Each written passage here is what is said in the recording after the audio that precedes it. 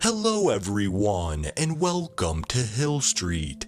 Today's story is My Grandfather Loves Beetles by Priestess of Spiders. If you end up enjoying this story, please leave a like, and if you enjoy hearing stories from me, please subscribe and become a resident of Hill Street, and let me know how I'm doing in the comments.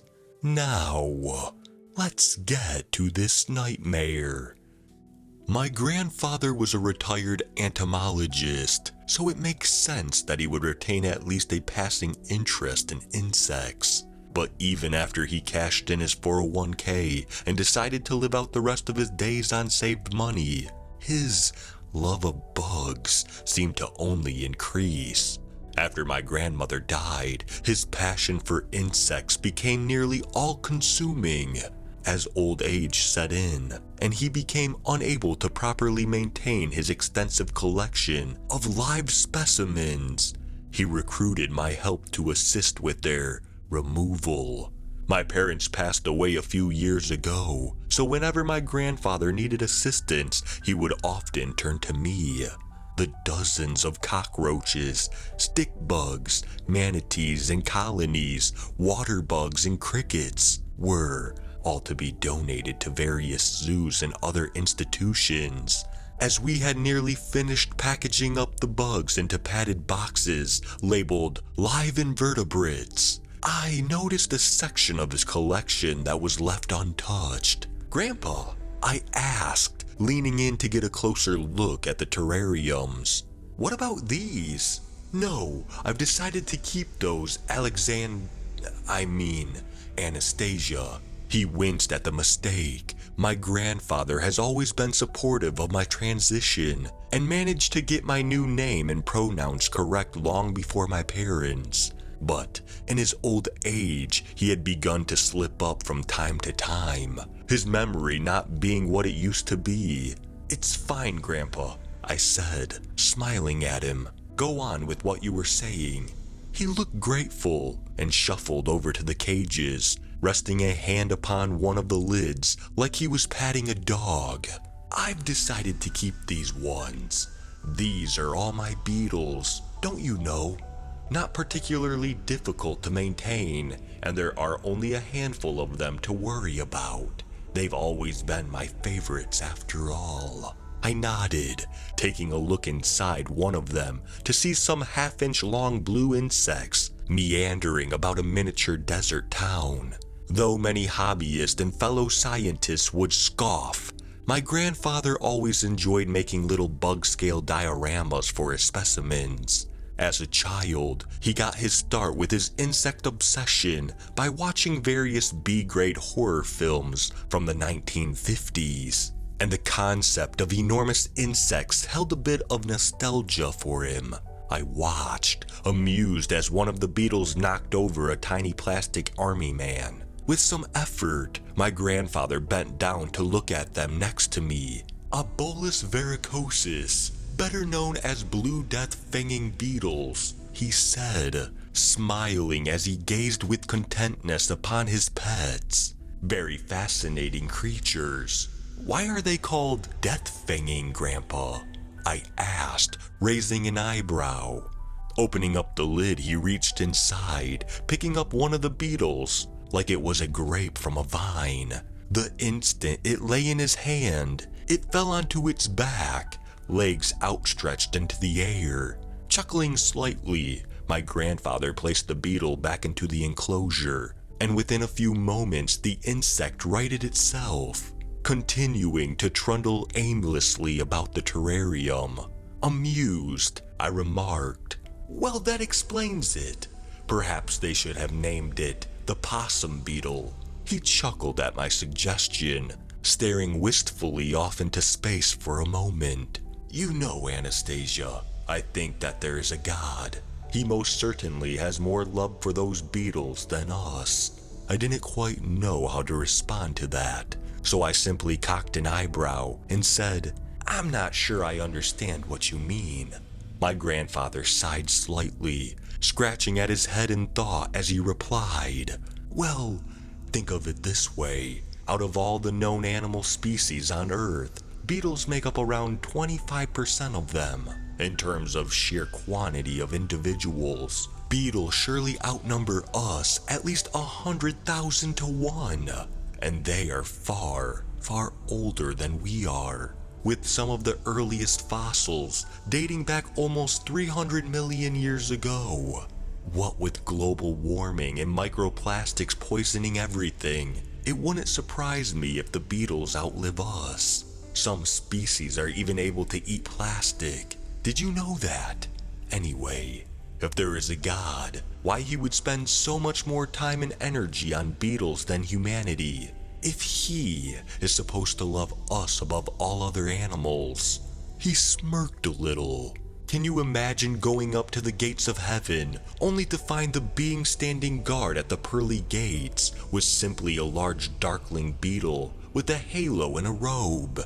That would certainly throw the Christians for a loop, wouldn't it? I couldn't help but laugh at this little diatribe before getting back to work, helping him pack up the few remaining bugs that were left to be donated. At the time, I thought my grandfather's brief theological tangent was just the idle wanderings of a tired mind, but given recent events, I'm no longer so sure. It was a couple weeks later when he next said something which, in retrospect, hinted at the strangeness to come. This time around, there wasn't any special reason for my visit. I simply enjoyed spending time with my grandfather. We watched an old film. I believed it was 1957's The Deadly Mantis, and I cooked a dinner of shrimp fried rice for him. After we had finished eating, my grandfather looked at me and said, "You know, Anastasia, I must say your transformation has been most impressive. Less than a year, and you hardly even resemble the person you once were. An almost complete metamorphosis. At times, I envy your ability to completely reinvent yourself, to become someone new." At that, I laughed slightly. "Is this your way of coming out to me, Grandpa?" I asked, smiling. His face flushed, a flash of mild frustration and embarrassment crossing his face for a moment. No, that's not what I meant at all. I didn't mean, you don't really think." I cut him off, still chuckling. "I'm just teasing, Grandpa. I know you're not transgender. I am curious though, what is it that you would like to change about yourself? It's never too late to change who you are." Standing up from his chair, he waddled over to the wall of beetles, pulling out a terrarium of what seemed to just be empty dirt. Digging through it for a moment, he pulled out an unusual object. It was brown, with the texture that looked almost like that of a tuberous plant. Two long protrusions extended out from one end of the vaguely potato-shaped object. "This," my grandfather said proudly, "is the pupa of Dynast Hercules, a kind of rhinoceros beetle. In a couple of weeks, it will emerge as a fully formed beetle. Those structures you see on the end will be its horns. Yet less than a month ago, it was a fat, soft-bodied worm-like creature." He reverently placed the bizarre pupa back into the dirt and began covering it gently with soil. "Very interesting, Grandpa, but, what exactly does that have to do with how you would like to change yourself?" I asked. My grandfather looked at me puzzled. "I don't think I understand. What's this about me wanting to change?" I sighed a little before beginning to gather up the plates and utensils to put in the dishwasher. "It's nothing, Grandpa. Don't worry about it." He'd been doing this more and more often, just forgetting his train of thought entirely mid-conversation. I didn't want to accept it, but it was rapidly becoming clear that he was going senile. I made a mental note to look into good nursing homes in the area. As much as I loved my grandfather, I didn't have the time or energy to take care of him full time. If he eventually deteriorated to the point where he could no longer take care of himself. As time wore on, the mental decay became more and more evident. He frequently used my dead name and old pronouns. I didn't have the heart to correct him. Once he didn't even recognize me, asking where his grandson was. Still, even as he descended further into senility, he managed to remain somewhat active and did his best to remain intellectually stimulated. During one of my later visits, I walked in on him reading a copy of Kafka's The Metamorphosis, a story which had always been a favorite of his, for obvious reasons. I sat down in a cushy recliner across from him and reading from a book of my own that I had brought. We sat in comfortable silence for several minutes. After a while, however, my grandfather scoffed and set aside the book face down. "What is it, Grandpa?" I asked politely, setting down my own book. "Oh, it's nothing, Alexander," he said. I winced, but he didn't seem to notice and just kept on talking. "It's just, this story seems a bit ridiculous now. Gregor should be happy for his transformation." "What do you mean?" I inquired gently. "Well, think about it. He has to work as a traveling salesman, and all the while he needs to worry about caring for his family. But a beetle doesn't need to worry about that, does it? No, all a beetle has to worry about is its next meal. It isn't Gregor's transformation that brings him pain, but his foolish desire to retain his humanity." My grandfather seemed agitated slightly, perhaps a bit more than should be reasonable. "I thought Gregor became a cockroach, Grandpa, not a beetle," I said gently. At this, my grandfather seemed to get more frustrated. "Bah! That's just a misconception based on an idiotic mistranslation. Based on what is described, Gregor Samsa clearly becomes a beetle of some kind. Besides, it's not as if cockroaches go through much of a metamorphosis at all. The transition from nymph to adult is fairly minor compared to the change beetles go through." After this outburst, he slumped back down slightly and closed his eyes for a moment. When he opened them, they seemed slightly cloudy, not the piercing blue I was used to. "I'm sorry, I lost my train of thought. What were we talking about?" he said, confused. I got up and gave him a gentle hug. "Nothing, Grandpa. Just a silly old story. I'll go and get you some tea." I remember the rest of that day fondly. After drinking our tea, we watched the movie, Them, on his ancient VCR. I ordered takeout Chinese food for dinner. Despite his outburst earlier, he seemed peaceful, tired, and content. After he went to bed, I cleaned up the dishes and took a look over at the terrarium marked Dynasty Hercules. Inside, I saw the once bare enclosure was now a reproduction of a tiny jungle, and waddling amongst the fake trees, I saw a huge insect, as large as my hand. It had 2 long horns and a shiny amber-colored abdomen. As I watched, it crawled over a toy tank, positioned between 2 miniature boulders. For some reason, I couldn't quite explain, I started to cry a little when I saw it, thinking about my grandfather's long life and how much he cared for these strange, often hated animals. The enormous beetle didn't notice. It just wiggled its antenna a little and continued to trundle along. After pulling myself together somewhat, I got in my car and headed back home. That evening was the last time I ever saw my grandfather in a state in which I could still recognize him. It was about a week later when I next visited my grandfather's house. I had called him multiple times throughout the day, but he hadn't picked up, so I was getting a bit worried. Upon arriving outside his house, I used the spare key he had given me and stepped inside. Calling out for him, there was no response.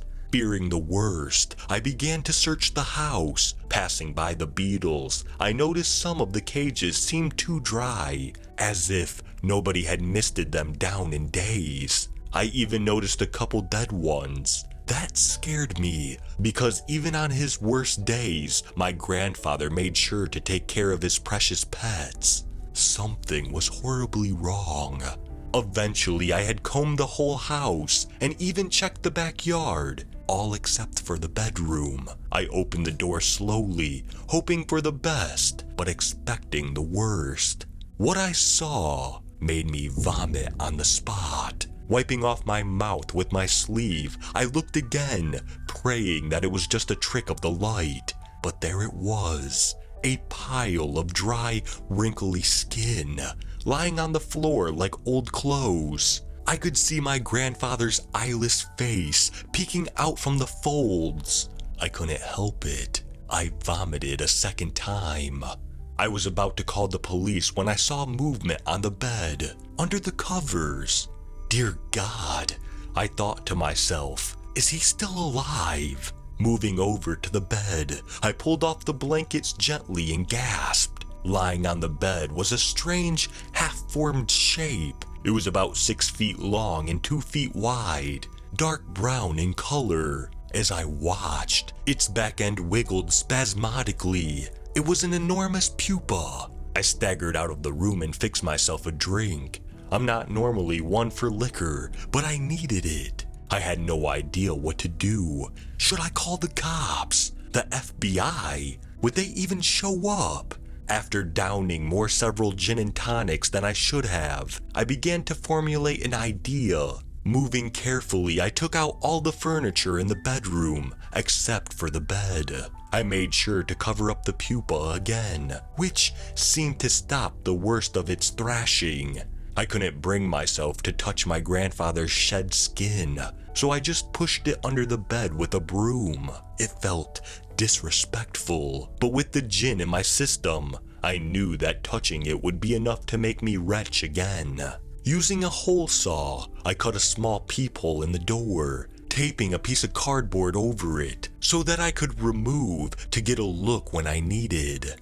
I took the bolt and chain off the front door and attached them to the bedroom door. Finally, I cut a small rectangular hole at the bottom of the door and blocked it on my side with an old heavy toolbox. That way, I could move it out of the way when needed to provide food and water, if whatever emerged from the puttation survived. 2 months passed. I moved into my grandfather's house, maintaining his collection of beetles and every day checking through the peephole to see if anything had happened. I lost contact with my friends and became something of a recluse. It was fortunate that I worked remotely, otherwise I'm certain I would have lost my job.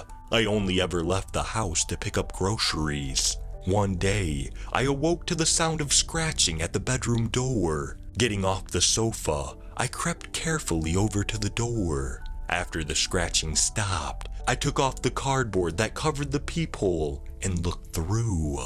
Clinging to the wall, I saw an enormous beetle, at least 6 feet long. Long antennas gently probed its surroundings as its 6 powerful claws dug into the drywall. Its exoskeleton was still soft and pale. It was clear the thing had only recently emerged. As I pressed in to get a closer look, I stumbled, cursing softly. The beetle turned its head towards me, and I screamed. It was monstrous, a horrific parody of a human face, with vestigial teeth pointing out at odd angles and the faint outline of a skull visible in the exoskeleton's form. The eyes were disturbingly human and, like my grandfather's, a distinctive piercing blue. The enormous sharp mandibles destroyed an illusion of humanity, however. It charged towards the door at the sound of my scream, scuttling awkwardly. I guess it needed to figure out how to use 6 legs effectively. I ran to the living room and sobbed, praying that I would just wake up from this nightmare, as I heard the insectal form of what was once my grandfather slam repeatedly against the door. After about 15 minutes, the pounding stopped, and I managed to calm down a bit. I waited a few hours before checking in on it again.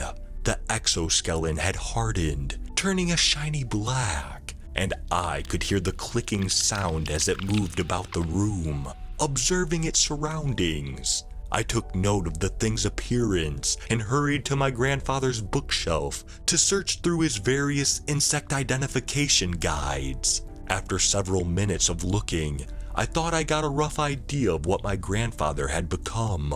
While I could not determine what exact species, and I doubt if it even really mattered under the circumstances, it seemed to be some sort of carabid beetle, better known as ground beetles. Most species are carnivorous, so I figured giving it some raw meat would be the best way to satiate its appetite. I grabbed some pork from the freezer, and moving aside the toolbox that covered the feeding hole, pushed it in on a plate using a broom. Quickly, the beast moved in, hungrily devouring the entire platter of meat. I was able to get a closer look at its rending jaw close up, and it filled me with dread. That was a few hours ago. The beetle, the thing that was once my grandfather, is quiet now. I don't know if it sleeps or not, but I hope so. I don't know what to do. I can't just kill it. Not unless I know for certain there isn't still a part of my grandfather in there.